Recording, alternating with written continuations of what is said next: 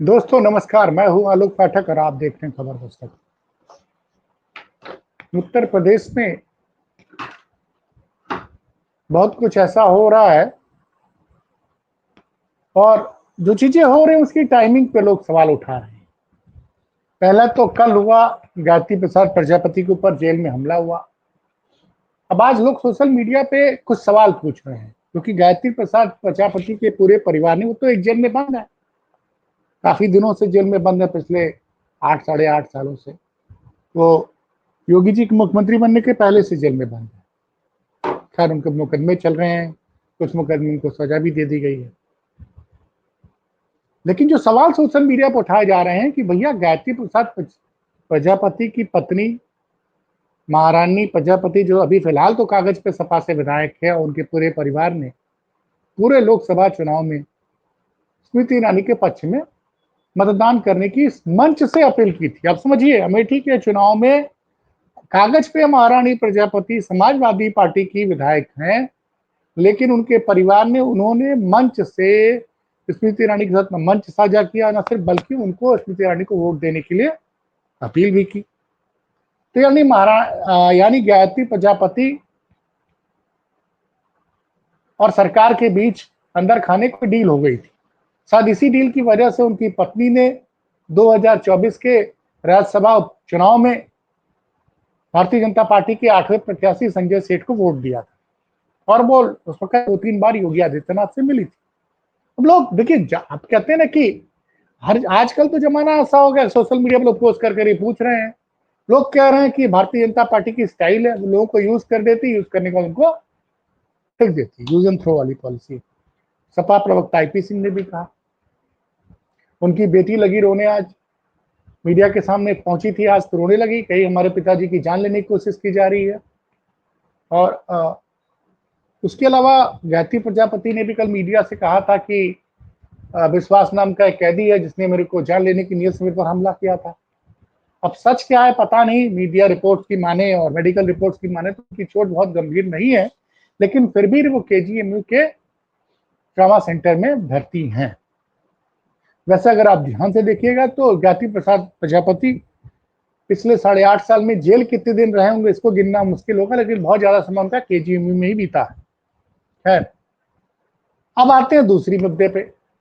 अतीक अहमद, आपको याद होगा, उनका बेटा अली अहमद 2022 से नैनी जेल में बंद है। अचानक खबर आती है कि अली अहमद को प्रयागराज की जेल से झांसी जेल शिफ्ट किया जाता है, 4 से 70 किलोमीटर दूर। और अब जरा ध्यान दीजिएगा, जो मैं कहने जा रहा हूं ये बात कोई कहेगा नहीं, लेकिन इस चीज को मैंने महसूस किया। अली अहमद जब पहुंचते हैं झांसी, तो वहां मीडिया कर्मियों को पुलिस एक तरह से छूट दे देती है, वो अली अहमद से सवाल करते हैं। और अली अहमद ने वैन में बैठकर और बाहर निकल भी योगी जी से कहा, कि हाथ जोड़ के कहा कि योगी जी अब हमको माफ कर दीजिए, हम लोग को अब बहुत हो गया, मैं बेगुनाह हूं, मैं तो लॉ कर रहा था दिल्ली सिटी में, मेरे ऊपर फर्जी मुकदमा लादा गया फिरौती का, और उसके बाद जब मैं जेल में बंद हूं तब से मेरे ऊपर 8 और मुकदमे लाद दिए गए। सवाल ये उठता है कि एक समय, जरा टाइमिंग याद कीजिए, हर चीज की जरा टाइमिंग देखिए। यूपी में इस वक्त ब्रांड योगी की पॉपुलैरिटी मीडिया की नजरों में, भक्तों की नजरों में फिलहाल बढ़ी हुई है। पिछले, अगर मैं 10 दिनों की घटनाओं की बात करें तो ब्रांड योगी जो फिलहाल कहीं ना कहीं यूपी में योगी जी की लोकप्रियता डाउन हो रही थी, ब्रांड योगी की लोकप्रियता में जबरदस्त उछाल आया है। जो मैं कहना चाह रहा हूं समझिए, पहले तौकीर रजा जो योगी आदित्यनाथ की बड़ी बड़ाई करते थे, हमेशा कहते थे आपको देखना चाहिए, सीखना चाहिए कोई शासक कैसे शासन करता है।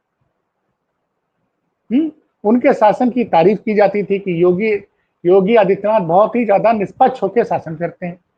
लेकिन वो सीधे ही निशाना किस रखते थे, वो निशाना रखते थे, लगाते थे आरएसएस पे, और नरेंद्र मोदी को कहते थे योगी जी न्यायप्रिय शासन है, शासक।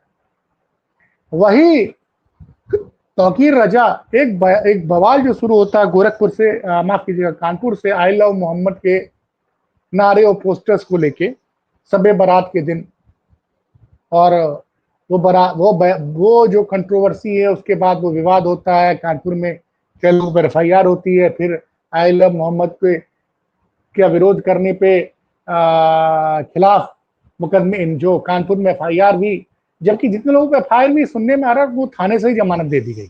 अब उसके बाद भी विरोध चल रहा है, उन्नाव में भी विरोध हुआ, फिर लखनऊ में भी कुछ महिलाओं ने विरोध किया, जिसमें कि मनोहर राणा की बेटी भी शामिल थी, प्रख्यात सावर जो मरहूम मनोहर राणा। उसके बाद इन्होंने तौकीर रजा ने पिछले जुमे को अपील की थी कि आप लोग बड़ी संख्या में आइए, और वो एक मैदान में इकट्ठा होना चाहते थे। और साहब तौकीर रजा का बयान है कि मुझको तो जाने नहीं दिएगा, प्रशासन ने मुझे नजरबंद रखा था, लेकिन वहां भीड़ इकट्ठी हो गई। और उसके बाद जो हुआ सबको पता है, बरेली में जिस तरह से पुलिस ने लगातार बरेली में जिस तरह से काम किया, हिंसा तो नहीं फैल पाई शुक्रवार के दिन। अब मीडिया बता रहा है कि वहां बड़ी हिंसा की प्लानिंग थी, जो भी हो मीडिया कहानी कहना चाह रहा है। तो उस दिन से ब्रांड योगी की लोकप्रियता बहुत बढ़ गई, आप समझिए जो मैं कहना चाह रहा हूं। और आज अली अहमद, अतीक अहमद का बेटा बोलता है झांसी पहुंचने के बाद कि 470 किलोमीटर तक 5 पुलिस वालों ने मुझे पानी तक नहीं पिलाया, मुझे क्यों प्रयागराज से, मेरे घर से दूर 470 किलोमीटर झांसी में शिफ्ट किया गया। तो मुझे वो एक बयान आ गया कि अतीक अहमद ने भी एक बार जब वो पेशी में यूपी आया था गुजरात में, तो उसने योगी जी की बड़ी तारीफ की थी। खैर, अली अहमद ने तारीफ की योगी जी की और कहा कि योगी जी अब बहुत हो गया, इस तरह से हाथ जोड़ के योगी जी बहुत हो गया, अब माफ कर दीजिए, और अपने आप को बेकसूर बताया। प्रशासन को स्पष्ट कारण नहीं दे पा रहा है कि अली अहमद को अचानक प्रयागराज से झांसी क्यों शिफ्ट किया गया। वैसे कुछ पुरानी घटनाओं का जिक्र हो रहा है कि कुछ दिनों पहले, 2 महीने पहले CCTV में देखा गया कि अतीक को जेल के अंदर एक आदमी जाके, सिपाही उसको एक 100 या 200 रुपए दे रहा था नगद, वो CCTV में पकड़ा गया तो उसके बाद कार्रवाई की गई थी। उसके बाद अतीक के बेटे अली अहमद को, जो जेल के अंदर एक फांसी घर हुआ करता था, बंद हो गया है, अब तो फांसी की सजा दी नहीं जाती है, तो वहां पे उसको तन्हाई में रखा जाता है। तो वो बड़ा परेशान था। लेकिन ताज्जुब की बात है, जिस अली अहमद को 2022 से जेल में बंद है, वो कभी मीडिया से बात करने नहीं दिया गया। और आप समझते हैं क्या मीडिया कैसी उसके पास पहुंची झांसी में, कैसे उसको पुलिस वालों ने, और बड़े बड़े अधिकारी लगे होंगे साहब वहां पे, कैसे उन्होंने परमिशन दी, उसने बात किया। उसका वीडियो, अली अहमद का जो वीडियो है, वो ऐसे हाथ जोड़ के कह रहा है योगी जी अब क्षमा कीजिए, अब रहम कीजिए। और उसके बाद गोदी मीडिया के चैनल, वेबसाइट सब शुरू हो गए कि देखो भाई, योगी जी के सामने तो अली अहमद भी रहम की भीख मांग रहा है। लेकिन ये भी सच है कि आज तक, जब 2022 से लेकर अब तक, कभी भी उसको कहीं PCC में गया तो उसको परमिशन नहीं दी गई कि मीडिया से बात कर पाए। उसके ऊपर जेल में इतनी बंदिशें थी, क्या कारण था भाई? उसके पास नगद मिला था 2 महीने पहले प्रयागराज जेल में, उसके बाद आपने उसको तन्हाई में शिफ्ट कर दिया था, फांसी घर में। और वहां से कैसे आज अचानक के दिन खबर आती है कि अली अहमद को प्रयागराज से झांसी जेल शिफ्ट किया जा रहा है। तो इसका सच्चा कारण क्या, असली कारण है क्या, ये पता नहीं है। फिलहाल लगातार लोग सवाल पूछ रहे हैं, समाजवादी पार्टी के समर्थक ट्विटर पे पूछ रहे हैं कि भाई, एक सवाल और भी पूछ रहे हैं कि भाई, ये जो गायत्री प्रजापति के ऊपर जेल के अंदर हमला हुआ, उनके परिवार ने तो पूरी तरह से भाजपा की स्मृति ईरानी के लिए वोट मांगा था। गायत्री प्रजापति की पत्नी महारानी प्रजापति ने भी राज्यसभा चुनाव में भाजपा के उम्मीदवार संजय सेठ को वोट दिया था। तो फिर कैसे उनके ऊपर जेल में हमला हो गया? वो तो सरकार के बड़े करीबी है। और सपा प्रवक्ता IP सिंह लिख रहे हैं कि भाई, भाजपा यूज करके थ्रो करके फेंक देती है। लेकिन यहाँ समाजवादी पार्टी भी की भी समझिए, समाजवादी पार्टी ने अब तक 3 लोगों को पार्टी से निकाला है। उनके जरा नाम सुन लीजिए आप। मनोज पांडे को पार्टी से निकाला, अंबेडकर नगर वाले राकेश पांडे को निकाला, अभय सिंह को निकाला, और राकेश सिंह को निकाला, गौरीगंज वाले को। 4 विधायक निकाल दिए गए पार्टी से। लेकिन बाकी जो 4 विधायक हैं, 8 लोगों ने टोटल सपा के उम्मीदवार की जगह भारतीय जनता पार्टी के धन के बली माने जाते हैं संजय सेठ, जो एक जमाने में, मजेदार बात है कि संजय सेठ एक जमाने में समाजवादी पार्टी के ट्रेजरर हुआ करते थे। लोग कहते हैं कि संजय सेठ के उत्तर प्रदेश के हर बड़े नेता से बड़े अच्छे संबंध हैं, चाहे वो मायावती रही हो, चाहे वो राजनाथ सिंह रहे हो, चाहे वो अखिलेश यादव, मुलायम सिंह यादव रहे हैं, और योगी सरकार में भी अब भाजपा में शामिल हो गए हैं। पहले सपा के राज्यसभा सदस्य थे। तो ये जो अब समझिए कि सब क्यों किया जा रहा है, समझना पड़ेगा आपको।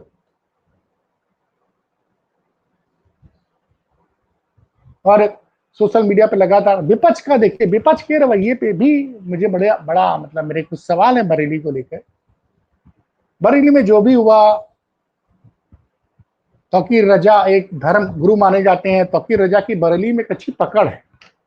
उन्होंने एक पॉलिटिकल पार्टी बना रखी थी, उस पार्टी के 2 बार वहां से विधायक नहीं, और एक जमाने में उनको दर्जा प्राप्त राज्य मंत्री का दर्जा भी दिया गया था अखिलेश जी की सरकार में। वो इतने ताकतवर हैं तौकीर रजा की, मायावती की सरकार में जब बरेली में दंगे हुए थे तो तौकीर रजा गिरफ्तार किया गया, लेकिन बाद में पब्लिक के प्रेशर के चलते मायावती को उनको रिहा करना पड़ा।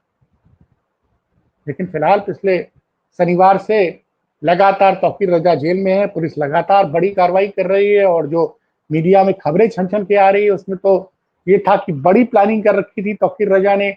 एक सज्जन ने तो, एक अशोक श्रीवास्तव ने तो यहाँ तक लिख दिया था कि बरेली में 400 मस्जिदें हैं, हर मस्जिद में बाहर से 100 लोग बुलाए गए थे। तो आप समझ रहे हैं, जरा अशोक श्रीवास्तव जैसे जो लोग होते हैं जो ये बताते हैं कि 400 मस्जिदें हैं, हर मस्जिद में तौकीर रजा ने बाहर से 100 लोग बुला के रोका हुआ था।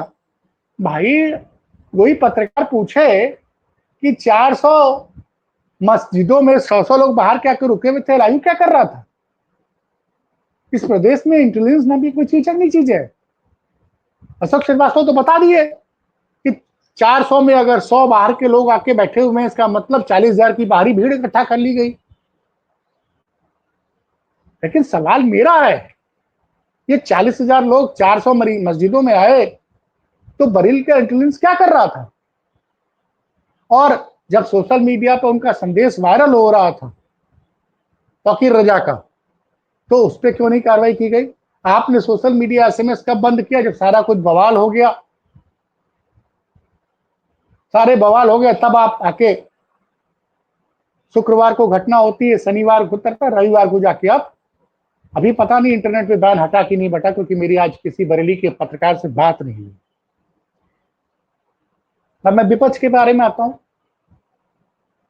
विपक्ष के नेता इमरान मसूद कहते हैं कि मुझे कल बरेली जाना है। अरे साहब, अगर आपको इतनी चिंता होती आप बिना बताए चले गए होते। अब क्या हुआ, वो हाउस अरेस्ट हो गए बरेली में। अब कांग्रेस का सांसद हाउस अरेस्ट हो रहा तो सपा वाले को भी जोश जोश चढ़ रहा। सपा का भी एक विधायक का मैं भी जाऊंगा, वो भी हाउस अरेस्ट हो गया।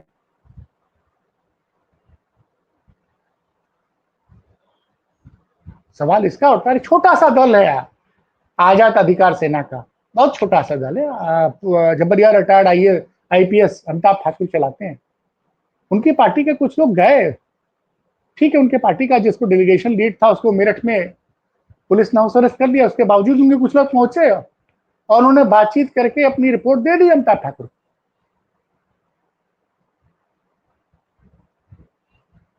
तो यहां कड़वे सवाल कोई मीडिया से नहीं पूछेगा। अभी एक और वीडियो करूंगा, लेकिन बता दूं, हमारी अंजना ओम कश्यप, आज तक की स्टार एंकर, कल उन्होंने ब्लैक एंड व्हाइट में बताया कि कैसे एनसीआरबी के जो डाटा आए हैं उसमें बता रही थी कि उत्तर प्रदेश में अपराध कम हुआ है, और वो एक आंकड़ा लेके बैठ गई कि जो नेशनल एवरेज है प्रति लाख की आबादी पर, उसके मुकाबले उत्तर प्रदेश में प्रति लाख की आबादी पर अपराध कम हो रहा है। जबकि उन्होंने ये नहीं बताया कि उत्तर प्रदेश अपराध के मामले में देश में नंबर 1 है।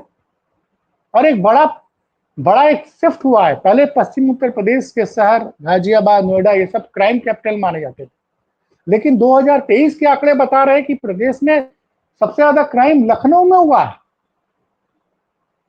इस पे कोई चर्चा नहीं होगी।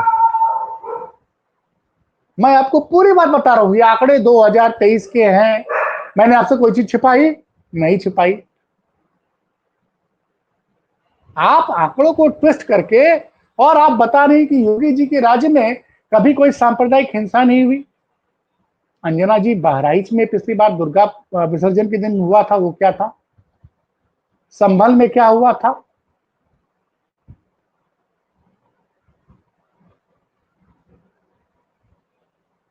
संभल में क्या हुआ था? बहराइच में क्या हुआ था? आप लोग प्रमाण पत्र दे रही हैं। आप दूसरे राज्यों का आंकड़ा दे रही हैं कि किस किस राज्य में कितनी सांप्रदायिक हिंसा की वजह से वहां पे बवाल हुआ।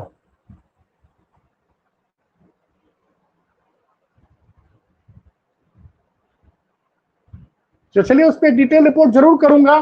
भले उस रिपोर्ट को हमारे 500 लोग देखें, 1000 लोग देखें।